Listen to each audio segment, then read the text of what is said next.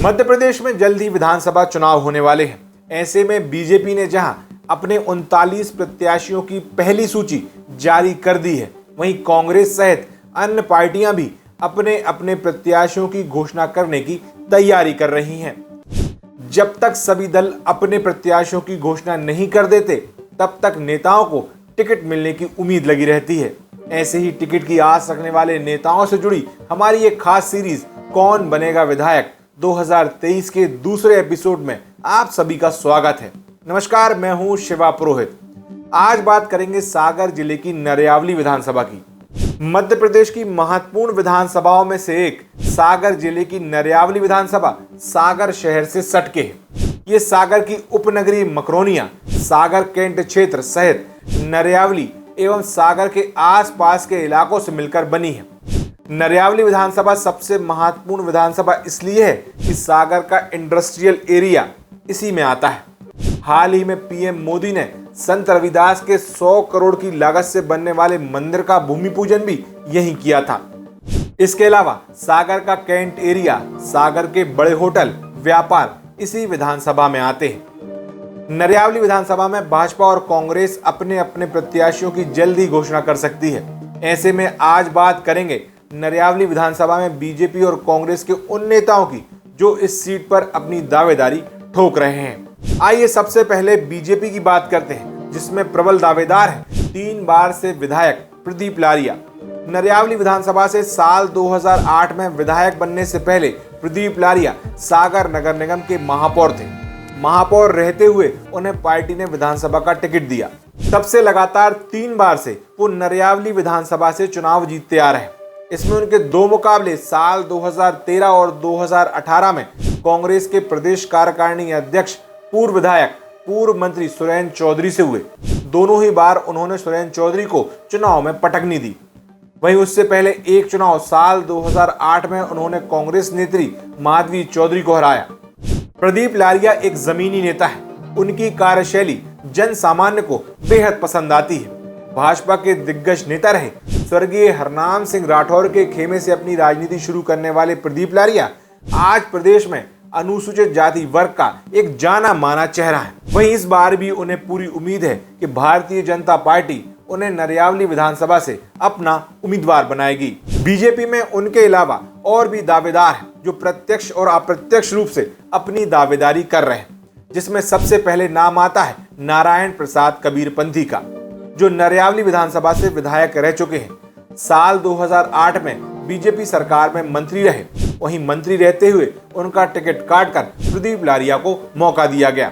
नारायण प्रसाद कबीरपंथी भी इस बार चुनावी मैदान में उतरने के लिए अपनी कमर कस रहे हैं। काफी पहले से जनसंपर्क शुरू कर दिया था, लगातार जनता के बीच पहुंच रहे हैं और उन्हें पूरी उम्मीद है कि उनकी दावेदारी इस बार मजबूत है और बीजेपी से उन्हें ही टिकट मिलेगा। उनके अलावा सागर नगर निगम के अध्यक्ष वृंदावन अहिरवार भी नरयावली विधानसभा से टिकट मांग रहे हैं। गंभीर हैं, मिलनसार हैं और व्यवहारिक होने के साथ साथ भाजपा के जमीनी कार्यकर्ता भी हैं। उन्होंने भी अपनी दावेदारी पेश की है। नरयावली विधानसभा के 3 प्रमुख दावेदारों के अलावा इंदु चौधरी, संतोष रोहित सहित अन्य नेता भी बीजेपी के टिकट के लिए दावेदारी कर रहे हैं। वहीं इन दावेदारों के बीच एक नाम और जनचर्चा का विषय बना हुआ है। बीजेपी के अंदर खेमे से ऐसी खबरें हैं कि केंद्रीय मंत्री वीरेंद्र खटीक की बेटी डॉक्टर निवेदिता रत्नाकर भी नरयावली विधानसभा से दावेदार बताई जा रही हैं। बीजेपी के बाद अब बात करते हैं कांग्रेस की। साल 2003 के बाद से आज तक कांग्रेस नरयावली विधानसभा से एक भी चुनाव नहीं जीत पाई है। 4 बार हुए चुनाव में कांग्रेस को यहां हार का सामना करना पड़ा है। वहीं इस बार बीजेपी को टक्कर देने के लिए कांग्रेस के दावेदारों में कई मजबूत चेहरे भी दिखाई दे रहे हैं, जिसमें सबसे ऊपर नाम है शारदा खटीक का। शारदा खटीक कांग्रेस की पुरानी और जमीनी कार्यकर्ता है, बेहद मिलनसार है, आत्मीयता रखने वाली नेत्री है। राजनीतिक अनुभव की बात करें तो 4 बार जिला पंचायत सदस्य रही, सरपंच भी रह चुकी हैं। उनके पुत्र जित्तू खटीक हाल ही में मकरोनिया नगर पालिका में पार्षद चुनकर आए। पार्षद बनने के बाद नगर पालिका में अध्यक्ष और उपाध्यक्ष की दौड़ में रहे। उन्होंने सत्ता में बैठी भाजपा को लोहे के चने चबवा दिए। हालांकि वो दोनों ही पद पर नहीं जीत पाए, लेकिन बीजेपी को उन्होंने पसीना छुड़वा दिया था। वहीं बात करें शारदा खटीक की, तो नरियावली विधानसभा में लोग उन्हें काफी पसंद करते हैं। इस बार कांग्रेस की टिकट की वो प्रबल दावेदार भी मानी जा रही हैं। उनके बाद बात करते हैं अगले दावेदार की, जो हैं सुरेंद्र चौधरी। प्रदेश कार्यकारिणी के अध्यक्ष हैं। इस सीट पर विधायक भी रह चुके हैं, मंत्री भी बनाए गए थे, लेकिन उसके बाद जितने भी चुनाव लड़े जीत नहीं पाए। सुरेंद्र चौधरी 24 घंटे सागर जिले, सागर संभाग और प्रदेश में कांग्रेस के लिए समर्पित नेता हैं। भले ही वो चुनाव जीते या हारें, या फिर सत्ता में रहें या विपक्ष में, वो हमेशा जनता से जुड़े रहते हैं, बेबाकी से जनता के मुद्दे उठाते हैं। उनके अलावा कांग्रेस की जिला शहर अध्यक्ष रही रेखा चौधरी भी नरियावली विधानसभा से एक प्रबल दावेदार है। उनके पिता प्यारेलाल चौधरी कांग्रेस से विधायक रह चुके हैं। रेखा चौधरी सशक्त महिलाओं का एक चेहरा मानी जाती हैं। दावेदारों में अगला नाम माधवी चौधरी का भी है। वो भी इस विधानसभा से चुनाव लड़ चुकी हैं, लेकिन प्रदीप लारिया के हाथों उन्हें हार का सामना करना पड़ा था। वहीं लीलाधर अहिरवार भी कांग्रेस के टिकट पर अपनी दावेदारी पेश कर रहे हैं। लीलाधर अहिरवार ने सरकारी नौकरी छोड़कर राजनीति में एंट्री की है और नरियावली विधानसभा से कांग्रेस के टिकट की दावेदारी कर रहे हैं। वहीं आखिर में बात करते हैं अपने अगले दावेदार की, जो है विधायक प्रदीप लारिया के भाई हेमंत लारिया।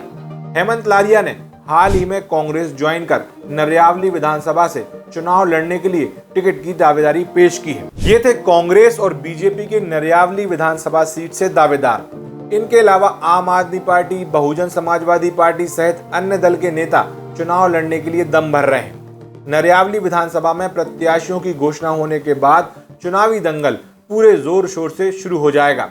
ऐसे में दावेदारों की दौड़ में दौड़ रहे नेता अपनी अपनी दावेदारी को मजबूत दिखाने में कोई कमी नहीं छोड़ रहे हैं। वहीं आने वाले दिनों में ये देखना होगा कि बीजेपी, कांग्रेस या अन्य दल किसको नरियावली विधानसभा से मैदान में उतारते हैं। सागर टीवी न्यूज की ये तमाम खबरें देखने के लिए आप सागर टीवी न्यूज के यूट्यूब चैनल को सब्सक्राइब करें, साथ ही घंटी जरूर बजा दें ताकि आपको नोटिफिकेशन मिल सके। इंस्टाग्राम और फेसबुक पेज को भी लाइक करें। सागर टीवी न्यूज आपको विधानसभा चुनाव का हर अपडेट सबसे पहले पहुंचाने की कोशिश करेगा।